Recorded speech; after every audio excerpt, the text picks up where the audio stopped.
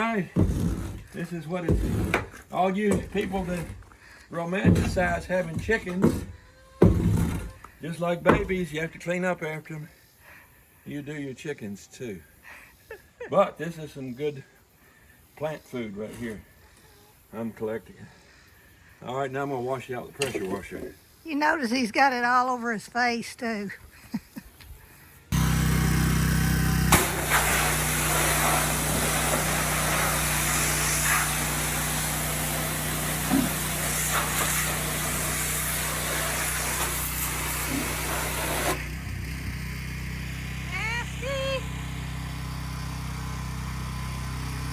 I'm gonna go answer a Bible question in a minute, but got to take care of my chickens first.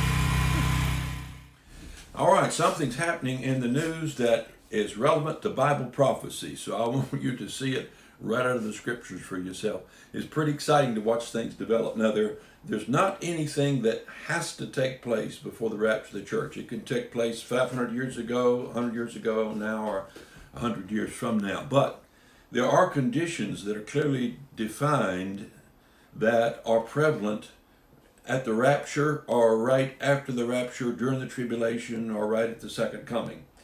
And there's been times in history when those conditions just weren't there. For instance, the Bible makes it clear that Israel will be back in the land as a nation. Now, you know that 75 years ago, no one would suspect that would ever going to happen. That seemed totally out of the realm of plausibility. But it did happen. 100 years ago, it was unknown. Israel did not exist in the land. They were not a nation. They were scattered among the heathen. And the idea that Israel might be back as a nation again was just a strange absurdity. But it did happen just as the Bible predicted. And so there are prophecies about Gog and Magog, Ezekiel chapter 38 and 39. Now, I've covered this before, but I want to bring you up to date with what's happening in the news. Did you notice recently that Trump signed an accord between Israel and the United Arab Emirates? Now, you say, what does that have to do anything with it? That's part of the ancient Arabic people. That's part of Sheba. That's part of the coalition of people groups that's mentioned here in Ezekiel chapter 38 and 39. What's interesting is that group of people will not participate when there's an invasion of Israel.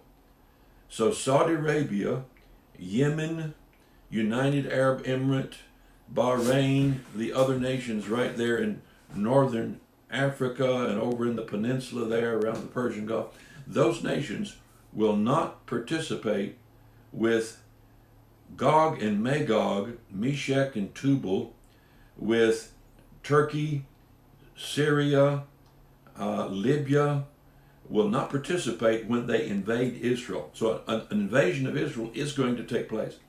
Now, there are different opinions among Bible scholars as to whether or not it will be before or after the rapture. And I don't know for sure, but I believe it's going to be before the rapture. But again, I can't say that definitely. But I have reasons to think that it will be. Now, that invasion is going to end in a great catastrophe for the invading force. Only 1/6 of their invading force will survive, and Israel will not lift a hand.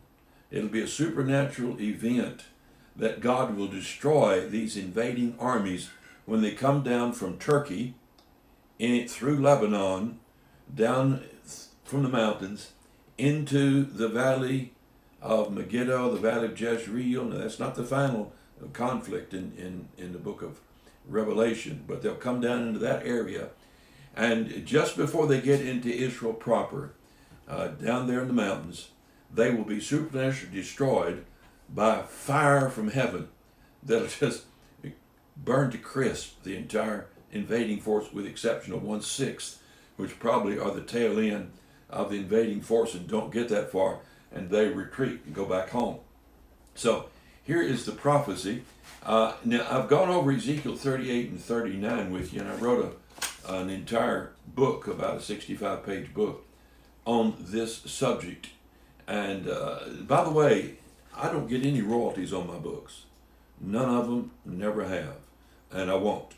All of my books are put in a nonprofit organization, and all of it goes to reaching the world for Christ. So I don't make a dime off of anything that you end up purchasing from No Greater Joy Ministry. But I write these things not the purpose to sell them, but because ideas get so exciting to me that I want to share them with you. And so I write these things down and teach on them, and people say, I'd like to know more about that. And so I end up putting my notes into a book and making it available. So that's how that comes about. I don't make a living as a writer, never have. I made my living as an artist, and that's where I made my money. You've seen some of my paintings, I guess. And so I just want you to know that I don't hawk books. That's not my goal. My goal is to minister the gospel to people. But in this little book, I go over Ezekiel 38 and 39. I have it right here before me. You see the Bible program. This is my Logos program. Now, I'm going to bring it over here where you can see it a little better. This is put into a Word document where you can read it. Now, he talks about, Son of man, set thy face against Gog, the land of Magog, the chief prince of Meshech and Tubal. Now, I used to go along with what some others were saying, that Meshech and Tubal, Moscow and Tobolsk, Russia was our big enemy, and so we wanted to make them the invading force of Israel because it looked like they might or they could. That's the way most Bible prophecy gets being interpreted. It seems that world affairs will shift and suggest a certain outcome, and someone finds a Bible prophecy and makes it fit what the shifting geopolitical scene is. I don't do that. I've given you some Bible prophecies. There's nothing on the scene that indicates they're going to be fulfilled. So this is one that I came to an understanding a while back, that Gog and Magog, Meshech and Tubal, is not limited to Russia. It can include Russia, but by no way limited. And I'll show you why. In fact, I'll show you right now. Let me go to a passage here. This is Revelation 20, verse 8. The Bible interprets itself. If you will do what I do here with my Bible program, for instance, right here I have searched the word Magog. All right, there's every time it's used. Revelation 20, verse 8 is the 5th time that it's used. 5th is the number of sin, death, and judgment, divine appointment in the Bible. So we find that's where we are now. We're looking at that 5th use of that word used 5 times. He says, and you shall go out and deceive the nations which are in the 4 quarters of the earth. That's north, south, east, and west. That's a term used for everybody in the earth. Gog, Gog and Magog. So the nations, plural, which are in the 4 quarters of the earth, are defined as Gog and Magog.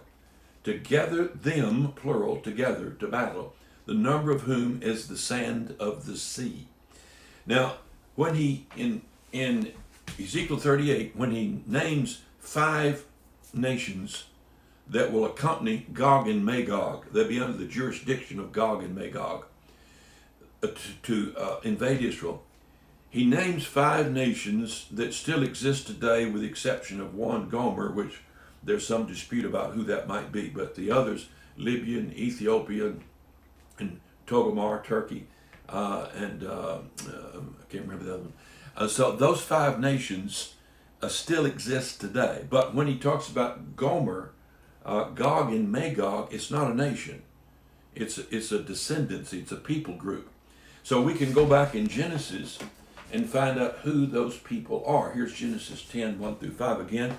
That is listed in my 5 verses in my Bible program as I've searched it out. These are the generations of the sons of Noah, Shem, Ham, and Japheth.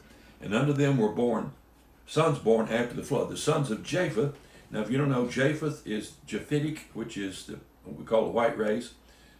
They're not all exactly white. Gomer, Gomer and Magog. So the sons of Japheth are Gomer and Magog. So we know that when he speaks of the invading force being under the auspices, mostly Arabic or at least Muslim invading forces, they're under the auspices of a Japhetic Caucasian force that's made up of nations worldwide. We call that the UN. Gomer and Magog and Medea and Javan and Tubal and Meshach and Tyrus, the sons of Gomer, and he names all of them. Togarmah. These were the isles of the Gentiles divided in their land. So this is Genesis when he speaks of the lineage going out from Noah, from the flood. Noah has 3 sons, and they go out in different directions.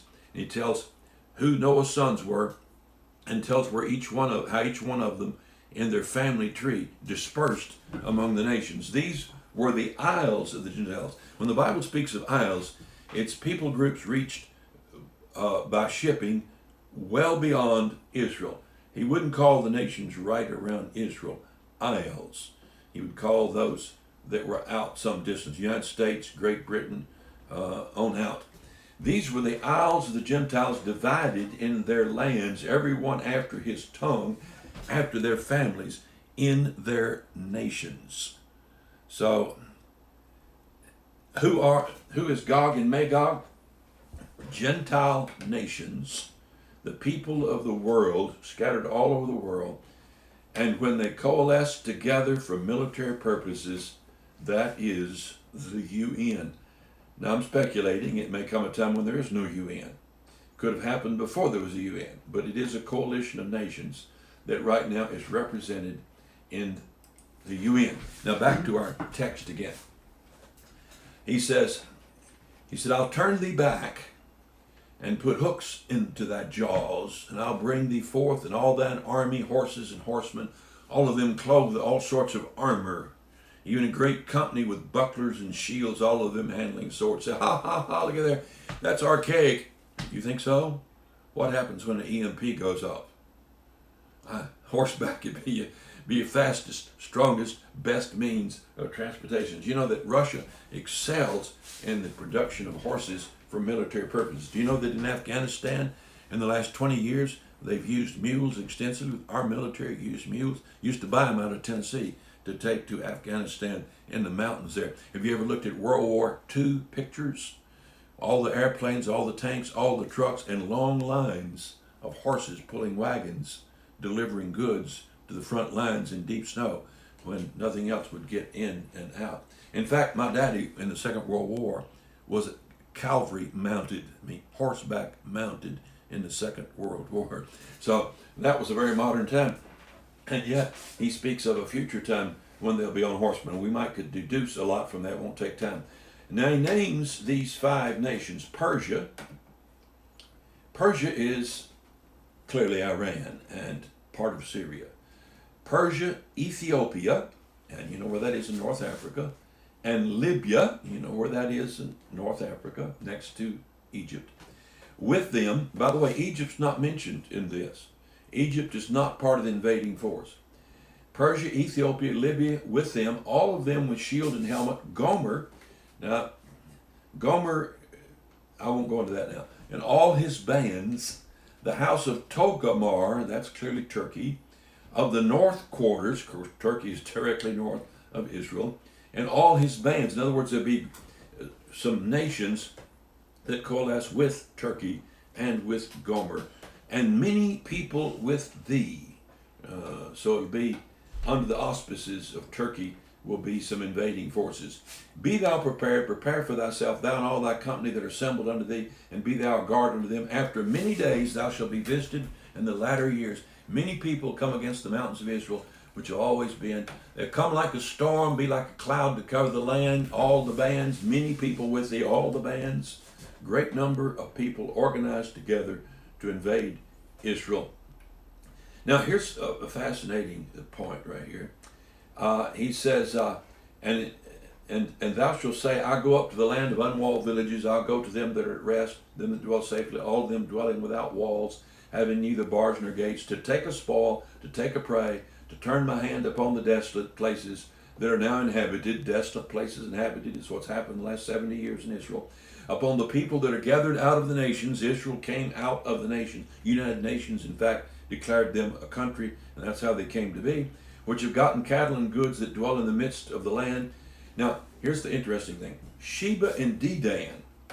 Sheba, and in my book, I go into the chronology and lineage and history to show you and trace these different people groups so you know clearly who we're talking about. So this is not speculation that I got out of a commentary or that I got out of a dream or a vision.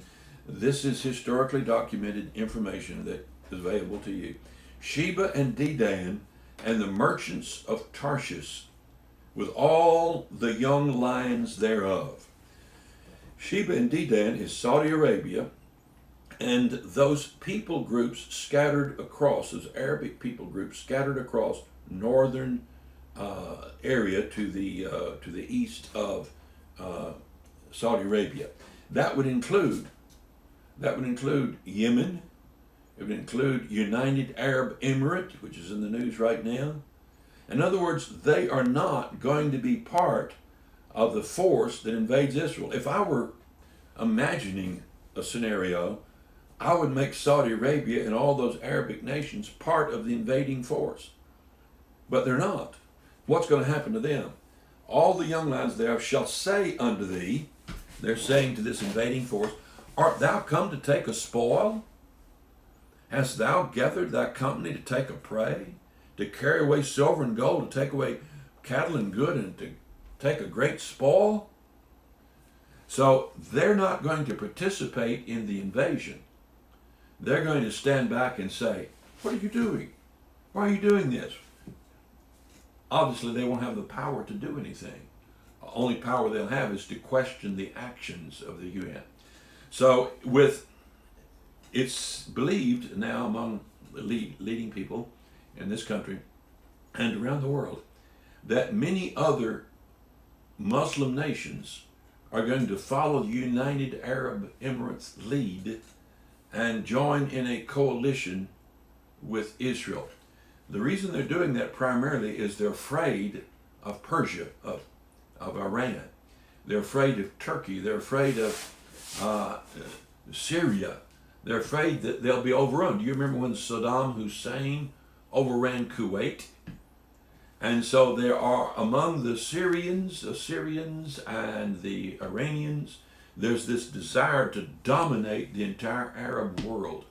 So right now we have Russia helping, which is a big part of Gog and Magog, Russia helping the Syrians and the Iranians taking over that area of the world.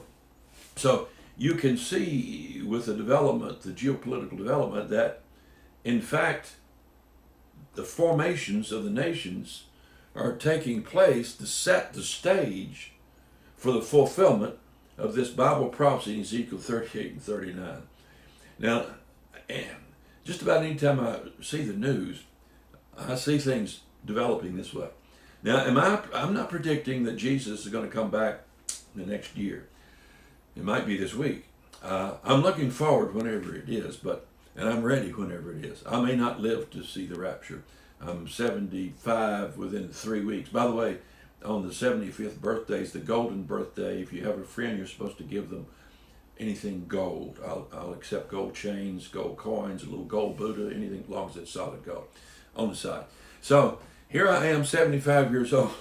Here I am, 75 years old, and I'd like to live to see the rapture.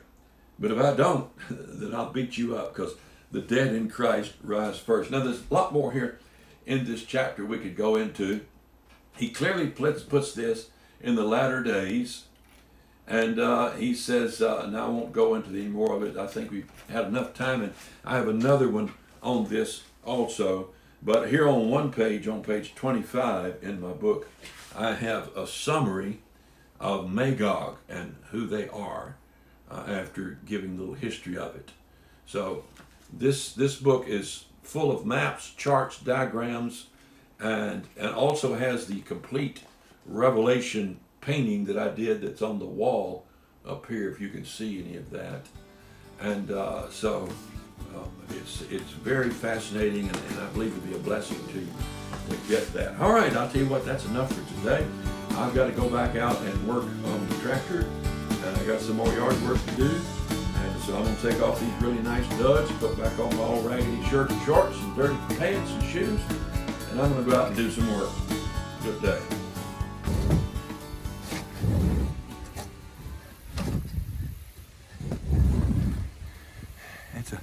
It's a crappy job, but somebody's got to do it. Either me or my wife. And being the gentleman I am, I thought about letting her do it, but I went ahead and did it. You know what chicken poop tastes like? Hit with 4,000 pounds of pressure. You know? It tastes like regular chicken poop with foam on it.